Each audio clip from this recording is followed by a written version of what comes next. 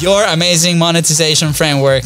Consistency, it is art. Authority, relevancy, and trust. I feel like that one is missing something, right? So consistency is still art, but now it's ARRT, right? What does it stand for? Authority, of course, relevancy, resonance, and trust. We just forget that these stories is the glue, you know, that makes, you know, the audience connect with you or with your company. That person that knows how to communicate the problem best is the person that is going to win.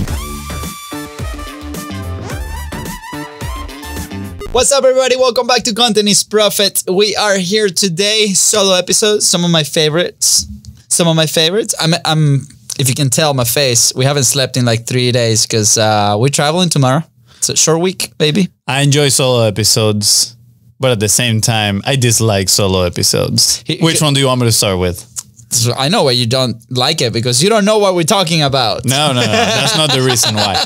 I don't like them just because strategically, business model wise, is not kind of like, doesn't serve us too much.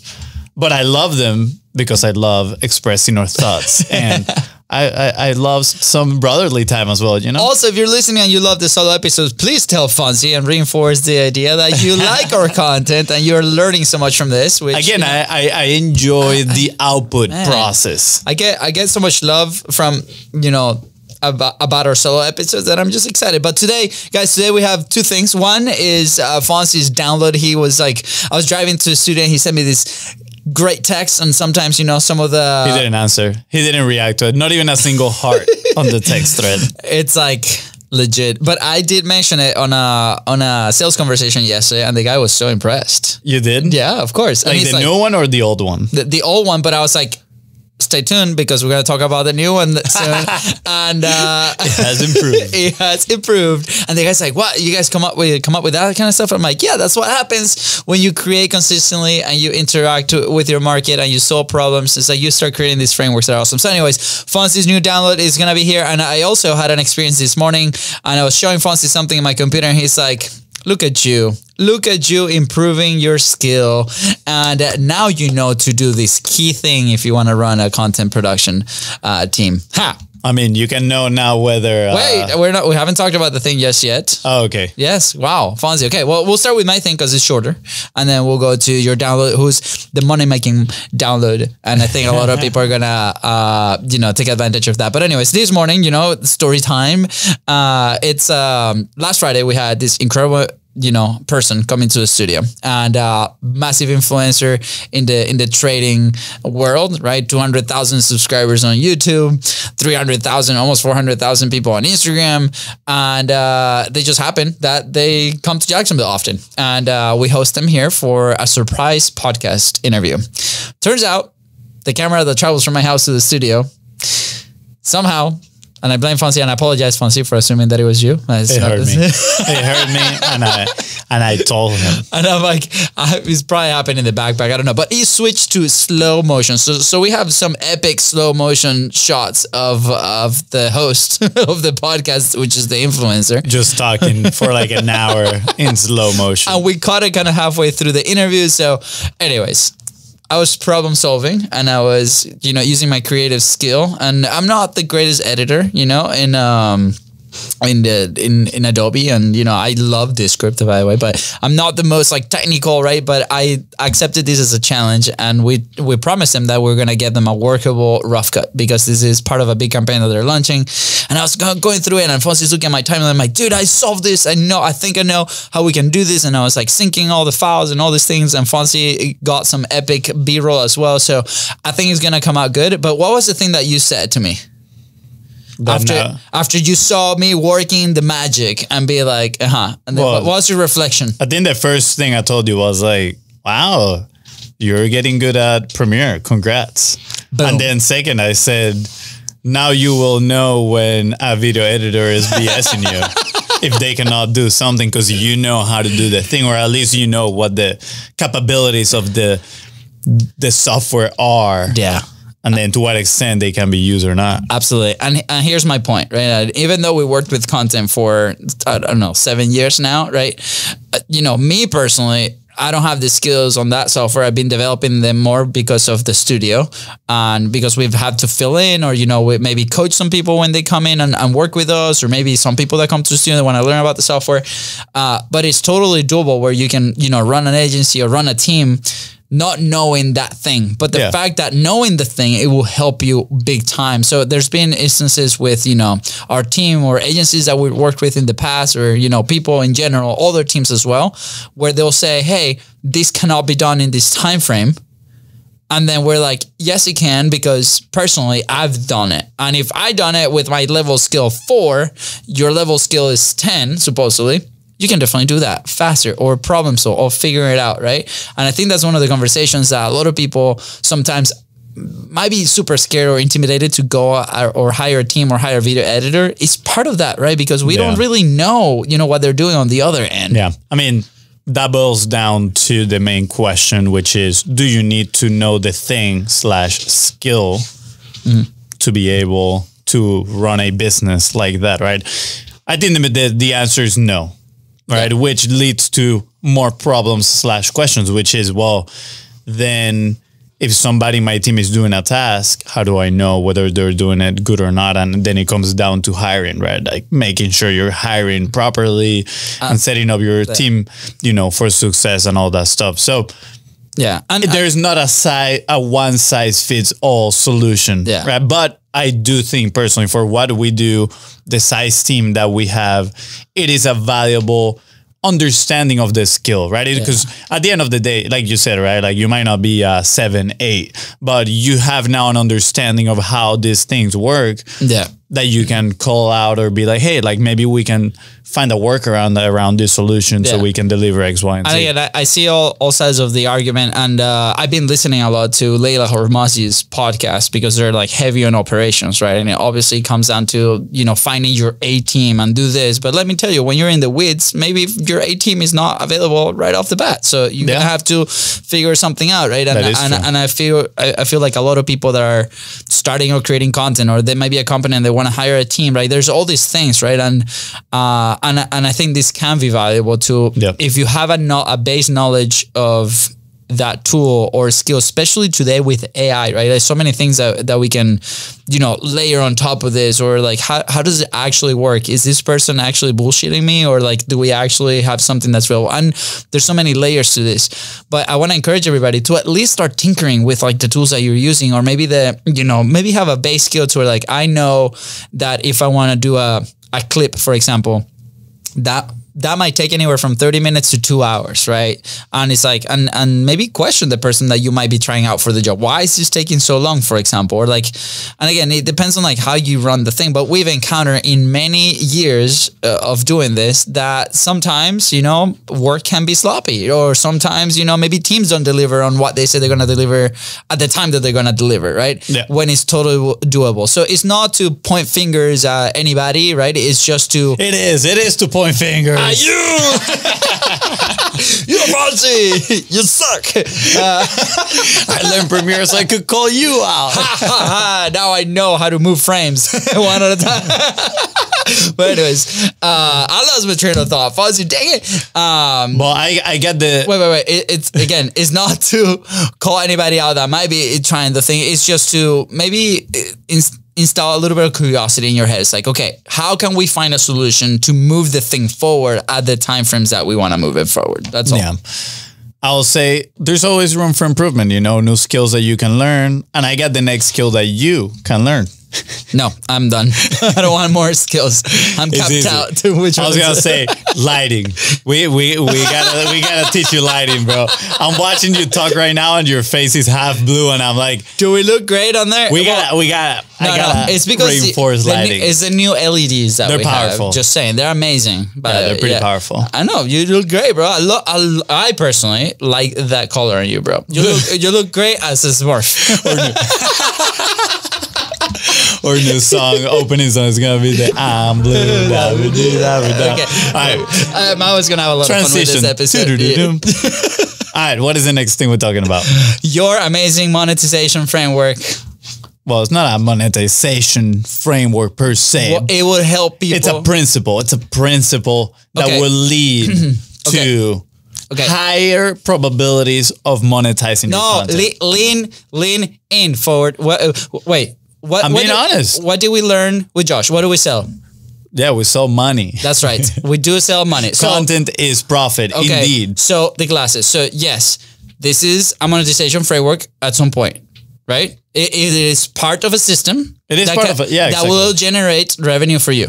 Yes, Okay. 100%. Perfect. Okay. Now that we know that we're walking in The that frame, the lens, what we're looking this under. yes, confidence, Fonzie. Bro, I'm confident. we got this. I'm so confident. Okay. You gotta see me in the soccer field. All right, back to this. Back when we started Content is Profit, when we were in the previous office, the little 5x5 little box, hot box, where we were. We're being tortured. You worked in a coffee shop all the time. So I remember that actually. Yeah.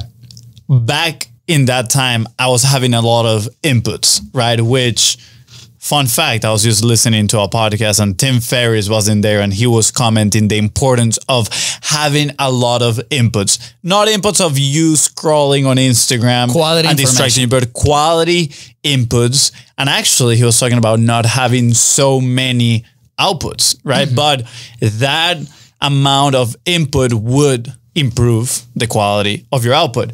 And I remember that back then when we were in that little office, I was consuming a lot. I was reading a lot about, habits. That's actually when I started creating the minimal viable content framework, right? And one of the concepts that showed up was that consistency is art. One of those downloads that I had in one of those moments. And I was like, consistency, it is art, right? Like it is an art to stay consistent, but art is actually an acronym to authority, relevancy, and trust. That was the first time that we did it. And I was like, man, like that is so true. So every time we go public speaking, that is one of the things we share, which is like, hey guys, consistency is art. And people's like, all right, it's art.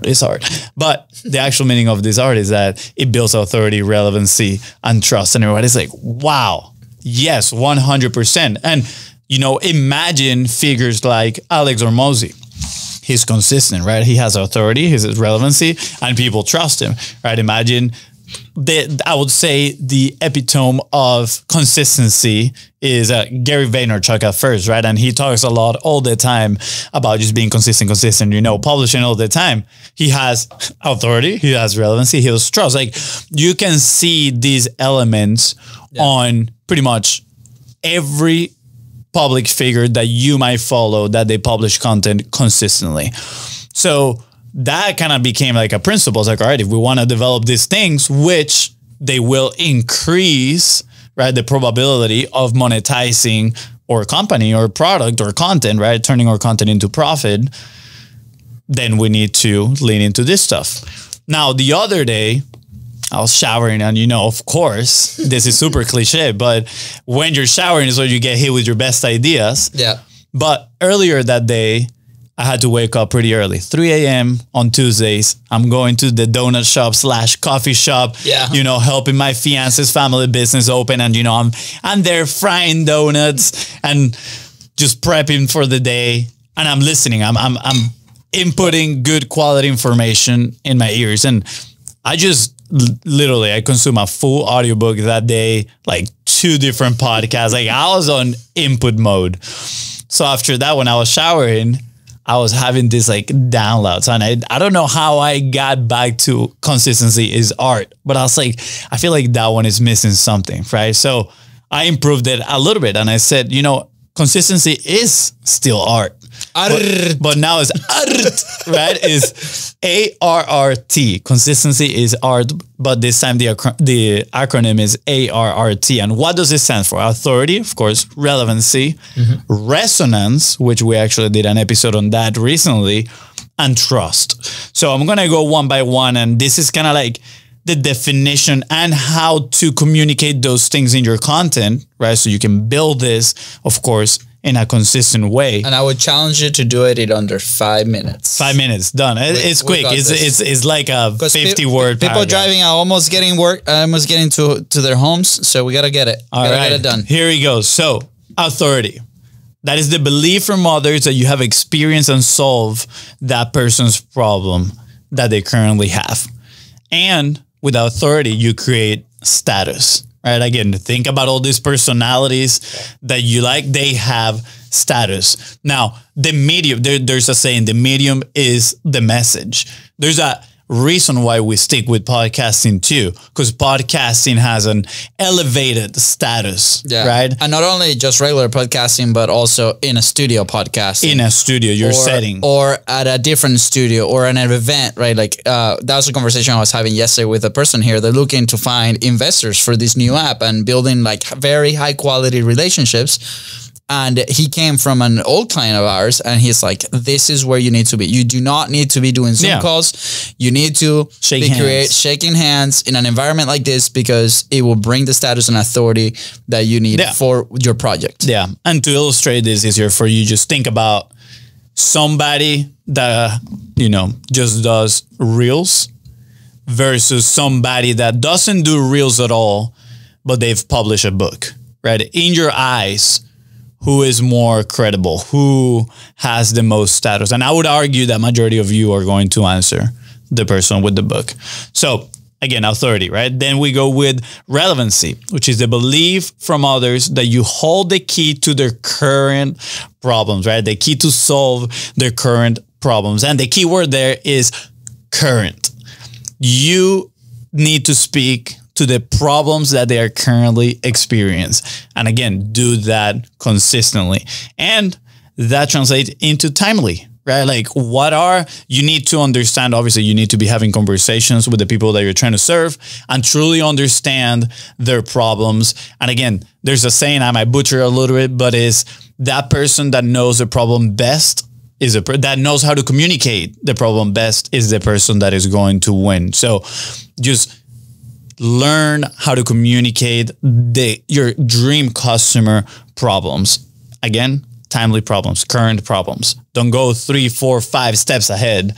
Right? We've been there. We've had that problem sometimes. We've been very guilty of it. Yeah. But what is their current thing that is moving them away from pain or moving them towards desire? Then we have resonance, which is the deep connection with your audience, right? If you are consistent, you need to find for ways, not just consistent on sharing value, right? I'm doing here the air quotes, but a lot of people are like, all right, here's 3 ways to do this. Like, sure, some of those tips can be great, but are you really building resonance with people? How do you build resonance? Is by creating stories, crafting stories where they can put themselves in your shoes. They can experience things, right? They can have feelings and emotions, right? And I feel like we have throughout our Content is Profit 500 plus episode journey, I think we've done a pretty good job at building that resonance and sharing those stories and connecting deeply, not just with the audience, but also with the guests. Yeah, I remember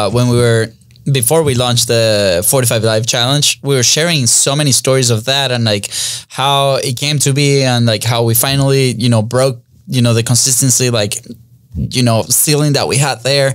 And a lot of people were resonating with that. It's because, they felt at around the same moment. And that led to us launching a challenge with 100 people, right? Because they're resonating with the story and they sign up, based just off of that. So I think it's a really important element that sometimes it gets lost in like the technical aspects of, what are the things that we're creating and all these things. And we just forget that these stories is the glue, that makes, the audience connect with you or with your company. Yeah. And the last but not least is trust, right? At the end of the day, we're going to be investing our money. People are going to be investing their money on other people that they trust. So trust is the belief that you can help them solve their current problem. So translates pretty much into solution outcome, right? When people are listening to you consistently, they're going to have the frame of mind. If you are developing that authority and they see you with that authority lens, you're relevant, right? Again, timely on speaking to their problems and you're connecting with them on an emotional level through stories. The next thing that they're going to be thinking about subconsciously or consciously is, well, can this person actually help me solve my problem? Can they help me, move towards that outcome that I want? And again, all that happens by being consistent, right? Of course, quality content, your content need these elements of, building status, creating stories inside of it. And of course, it's being helpful. I have another topic about moral content that I would love to talk about. It's not going to be today. We're going to talk about it another day. But that is the new art. Consistency is art. A.R.R.T. Authority, relevancy, resonance, and trust. Like a pirate. Art. Anyway, guys, I hope this was helpful today, us sharing these stories and the download of the frameworks. Let us know if it helps you move the needle forward. You can always find us in social media at BizBrosCo. And with that said, thank you so much for tuning to the Contents Profit Podcast. Go ahead and follow the show in your favorite podcasting platform and on social media at BizBrosCo. That is right. And today's episode to help you move one step closer to turning your content into profit. Please don't forget to share this episode. And of course, don't forget to leave a 5-star review. See ya. Bye, guys. I don't know what happened there. Do you butcher there with the sound? Party time. All right. Bye, guys.